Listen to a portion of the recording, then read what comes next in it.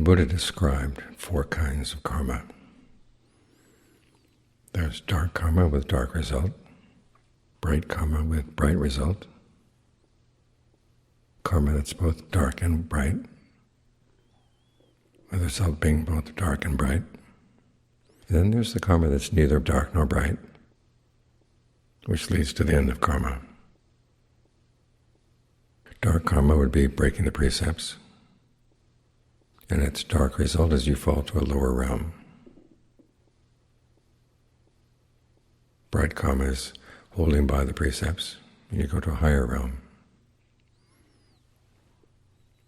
Your karma is dark and bright. In other words, it's a mixture of breaking the precepts, not breaking the precepts.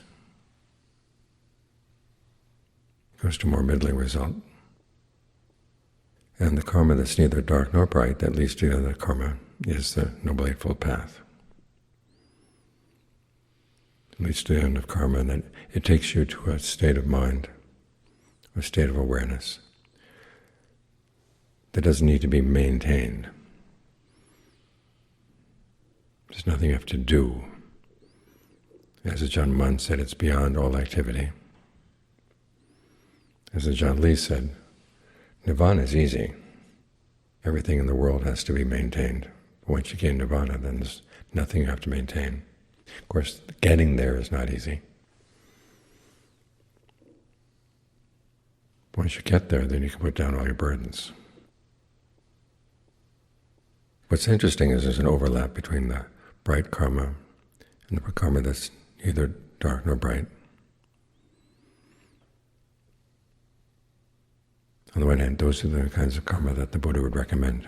He wouldn't recommend mixed karma, in other words, doing things with mixed motives. So he'd recommend that you get your motives as skillful as possible. But the overlap is that the precepts figure in both, bright karma and karma that's neither dark nor bright. The difference seems to be that with bright karma, you're simply trying to hold by the precepts. You have goodwill for the sake of gaining a good rebirth.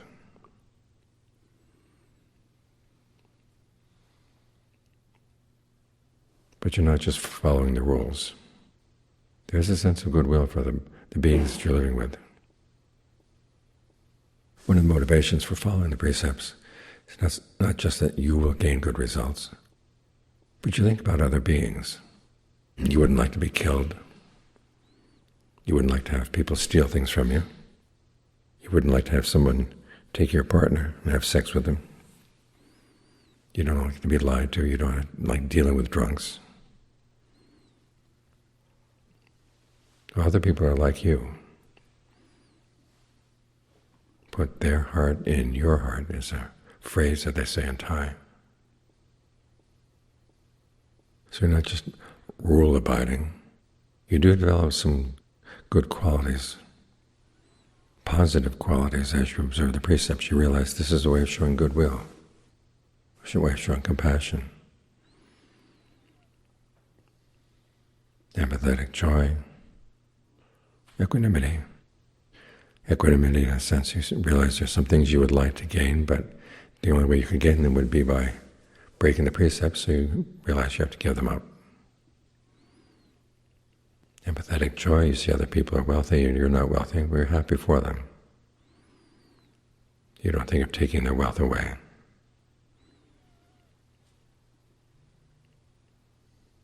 Compassion, you realize there are people that you're in a position where you could harm and probably get away with it, but you don't want to. You feel for them. So it's not just a matter of following the rules. Although you do follow the rules. I was reading someone saying that the use of discernment with the precepts is you figure out when to hold by them and when not to hold by them. Well, that's not very discerning at all. That's the way of the world. As the Buddha pointed out, it's not the case that people who lie a lot are lying more than they're not lying,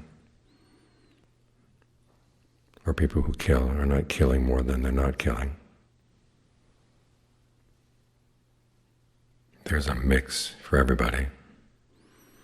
But still, there are a lot of people who will break the precepts sometimes and not break them others. There's no wisdom in that. The wisdom lies in realizing there are times when, say, you know something that somebody else might want to know, but they would abuse that knowledge if you gave it to them. If they ask you about it, what are you going to do? How do you not divulge the knowledge without lying at the same time? You've got pests in your house. How do you live with them so they don't damage your home, but at the same time you're not going to kill them? That's where your discernment gets tested.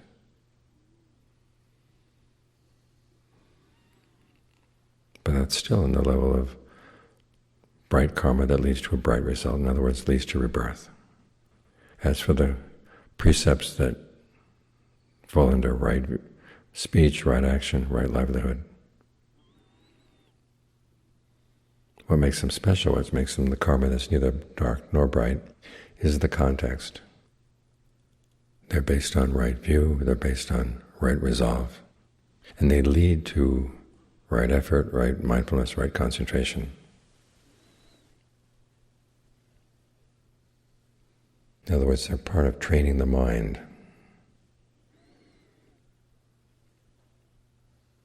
You practice the precepts, say, as a way of expressing your goodwill, but at the same time you're also using them to develop your mindfulness, your ardency, your alertness. Those are qualities you're going to need as you practice mindfulness, and especially the kind of mindfulness that leads to concentration. Mindfulness, of course, is keeping something in mind. So when you take on a precept, you've got to keep it in mind all the time. Don't forget.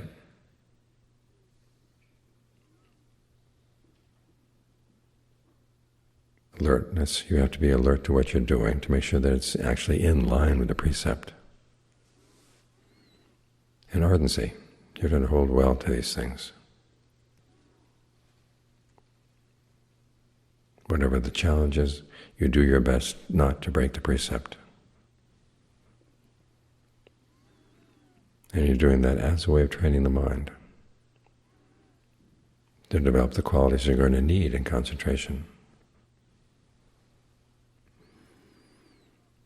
You're doing it to gain a sense of lightness, a sense of not having harmed anybody, and being a principled person. There's a joy that comes in knowing that you have principles. Other people around you may break their principles or not have any principles to break, but you know that you have principles that you hold on to. That attitude, that sense of well-being that comes from being principled, that's really conducive to concentration. Because as you're going to settle the mind down, as you let go of your ordinary thinking, the mind gets into a state where it's more tender than normal.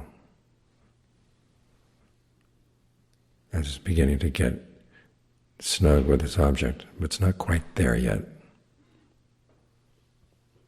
This is the part of the concentration where people are going to have visions. They tend to have visions as they're settling down or as they're coming out, because things are tender. If you've been doing wrong in the course of the day, harming somebody, harming yourself, it's going to come up as the mind begins to settle down.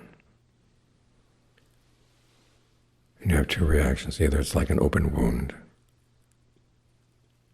and it really hurts, or it's like scar tissue. You deny that you did wrong. Well, neither is going to be helpful for concentration. Years back, I was helping to lead a retreat, and in the middle of the retreat, there was this one man who started breaking down and crying, huge sobs. I was freaked out. It was the first time I've ever been in a retreat like that, where I think something like that happened. People who frequent retreats tell me that's kind of normal. Turns out that he had been a drug dealer, and as his mind was trying to get settled down in concentration, he started thinking about all the people whose lives he had ruined.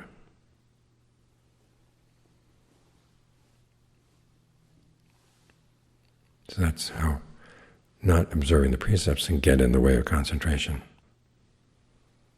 But as you settle down, and thoughts of the day will come in as you're trying to get the mind to settle down, and you realize there's nobody you've harmed. You're held by your principles.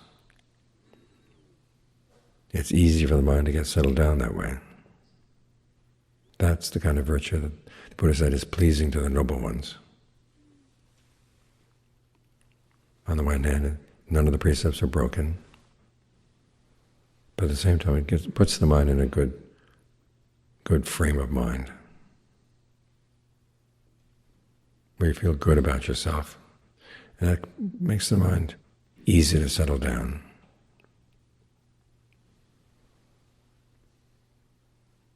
So if you practice the practice the virtue for the sake of the path, in the context of the path as a whole, that changes the nature of what you're doing. You're not just hoping for good results in some future state. You're treating it as part of training the mind in mindfulness, ardency, alertness, getting the mind prepared to settle down in concentration, the kind of concentration where you can be honest with yourself. Because it's only when your concentration is honest that it's going to be conducive to discernment. Because what are you going to see? You're going to be seeing mistakes you're making here in the present moment. The whole purpose of concentration is to help you see how you create a state of being, a state of becoming in the mind. Something you're doing right now. You're not just hoping that some good karma in the past will suddenly show up and do it all for you. You've got to do the work right here, right now. It's a very strong lesson in the power of your present karma.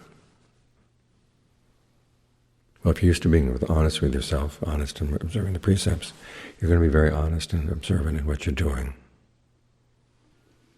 And that's going to be conducive to discerning how you're creating unnecessary suffering and how you can stop. So it's in the attitude that you bring to the quality of virtue that's going to determine whether it's bright or neither bright nor dark. Whether it's going to lead simply to a good rebirth or to something better. Either way you benefit.